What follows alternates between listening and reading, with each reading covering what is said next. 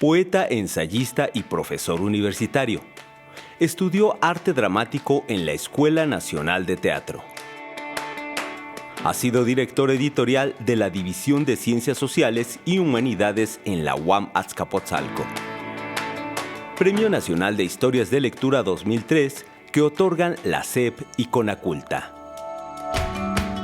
Es el titular de la sección de libros del noticiero Enfoque de Núcleo Radio 1000.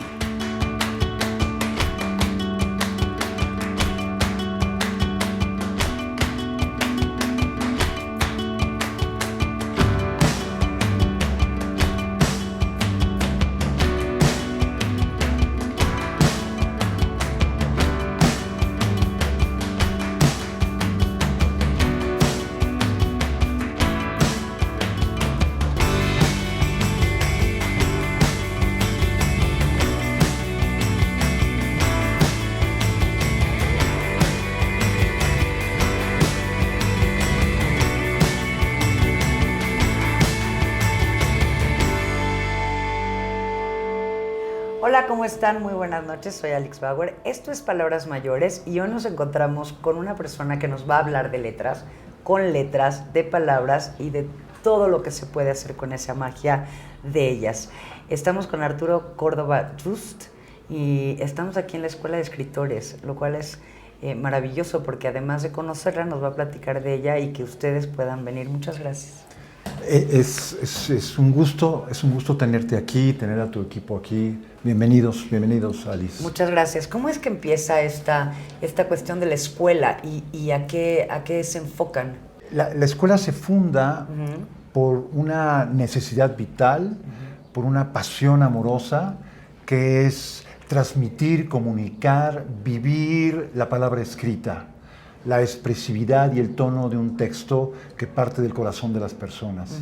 Es una escuela fundada por escritoras y escritores para escritores, es decir, para personas que aunque no tengan el background que tú y yo podemos tener en términos del trabajo con la escritura, pero que tienen el deseo, la vocación.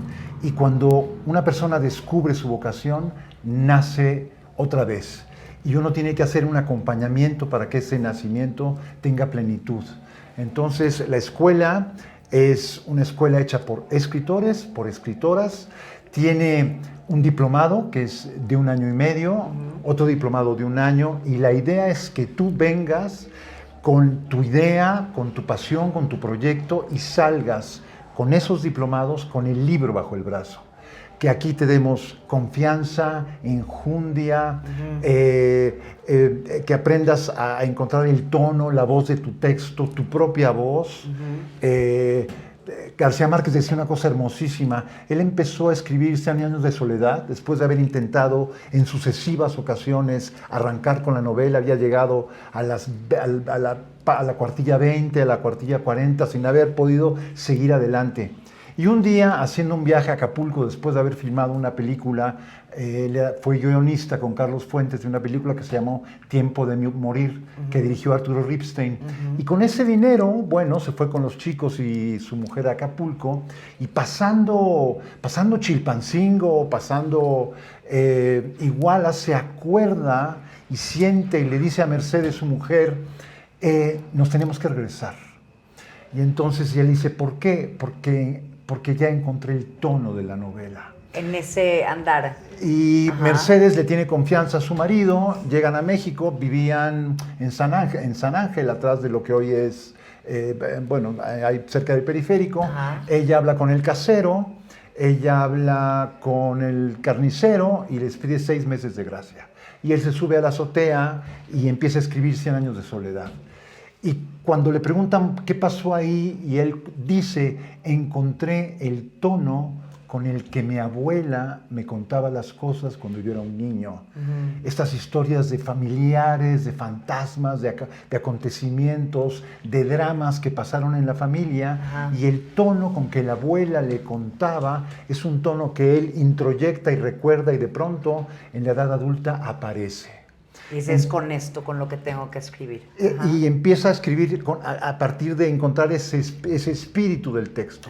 Y lo que hacemos aquí es ayudar no ayudar, porque sería un poco como la Madre Teresa de Calcuta. Colaboramos para que las personas encuentren el tono de sus textos, encuentren el espíritu de sus textos y se pregunten qué es exactamente lo que quieren decir. Y nosotros hacemos ese acompañamiento cognitivo para que el texto aparezca.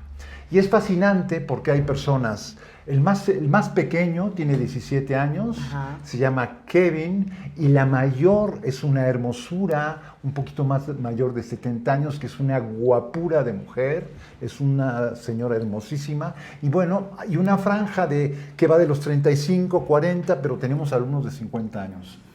Que de repente dicen, yo siempre quise escribir una novela, siempre quise escribir un libro de cuentos, siempre quise escribir poesía, y por las azares del destino, porque el mundo nos mete en una dinámica muy vertiginosa, muy abusiva, incluso. Muy rutinaria. Sí, muy rutinaria, y entonces, bueno, lo que aquí les ayudamos es a romper con la costumbre, a romper con lo previsible, y lo que hacemos aquí en la Escuela de Escritores de México es desarrollar talentos, eso es lo que hacemos. Y además los publicamos, porque esa es la idea, que tú vengas, Alice, con tu idea y aquí trabajes tu texto, tus textos, y al final no solamente salgas con el libro bajo el brazo, sino con tu libro publicado. Y eso es una maravilla, yo creo que es una experiencia profundamente innovadora, porque trabajamos con personas. Para nosotros las personas son un absoluto. Tú eres un absoluto, ¿sabes? No hay mediaciones en las personas. Tenemos una reverencia profunda por el talento, una reverencia profunda por el corazón de las personas, porque aquí sabemos que aquí no hablamos con la lengua. La lengua es solamente un instrumento. Aquí, muy renacentistas, porque creemos que la escuela es una conversación, hablamos con el corazón. Y los textos, las novelas, la poesía, se hace con el corazón. Porque esa es nuestra verdadera inteligencia, la inteligencia del corazón. Entonces, la casa es una hermosura, está en una colonia hermosa que necesitaba una casa donde pasara esto, y queremos que sea un faro luminoso donde sucedan muchas cosas, entre ellas la pasión amorosa por la escritura. Y aquí han estado, por ejemplo, ha estado Juan Villoro, ha estado Guillermo Arriaga, ha estado David Huerta, ha estado Ignacio Padilla, ha estado Fabio Morábito, es decir, escritores y escritoras ya realizados que están trabajando, que publican, y hacemos unas conversaciones con los muchachos y las muchachas en donde ellos entienden la maravilla, el dolor, la valentía, el ejercicio de enjundia que se necesita para ser escritora o escritor. Pero lo que entendemos en la escuela, que no hay nada más bello que hacer aquello que te apasiona. ¿Y cómo sabemos que eso es lo que nos apasiona? Porque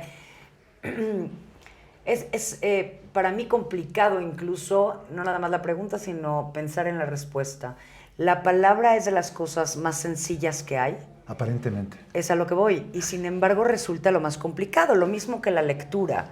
La lectura puede ser muy fácil y sin embargo a la vez se puede complicar mucho. Y si fuera tan fácil, pues ahora sí que todo el mundo lo haría. Sí. Y también escribir, ¿no? Y cuando resulta algo que hacemos cotidianamente, pero son pocas las personas que se detienen a poner la intención de lo que realmente está en ese corazón a la hora de escribir. Uno lo hace mecánicamente porque de alguna manera así nos enseñan.